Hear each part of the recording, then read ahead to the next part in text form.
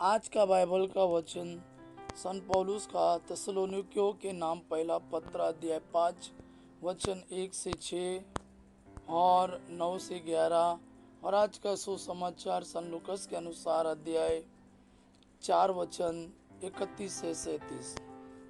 सन पौलुस का थिस्सलुनीकियों के नाम पहला पत्र अध्याय 5 वचन 1 से 6 और 9 से 11।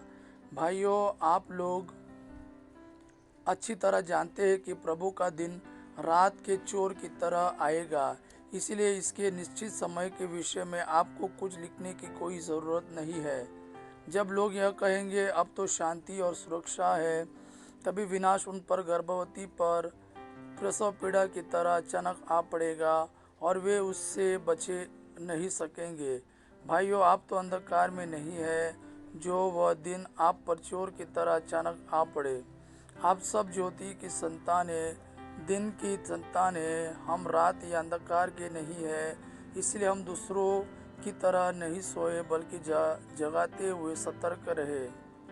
इसलिए हम दूसरों की तरह नहीं सोए बल्कि जागते हुए सतर्क रहे। ईश्वर यह नहीं चाहता कि हम उसके कोप भजन बने, बल्कि अपने प्रभु ईसा मसीह के द्वारा मुक्ति प्राप्त करें। मसीह हमारे लिए मरे, जिससे वह चाहे जीवित हो या मर गए हो उनसे संयुक्त होकर जीवन बिताए। इसलिए आपको एक दूसरे को प्रोत्साहन और सहायता देनी चाहिए, जैसा कि आप कर रहे हैं। आज का सुसमाचार सन लूकस के अनुसार अध्याय 4 वचन 31 से 37। वे गलीलिया के कफरनहूम नगर आए और विश्राम के दिन लोगों को शिक्षा दिया करते थे। लोग उनकी शिक्षा सुनकर अचंभे में पड़ जाते थे, क्योंकि वह अधिकार के साथ बोलते थे। सभागृह में एक मनुष्य था जो अशुद्ध आत्मा के वश में था।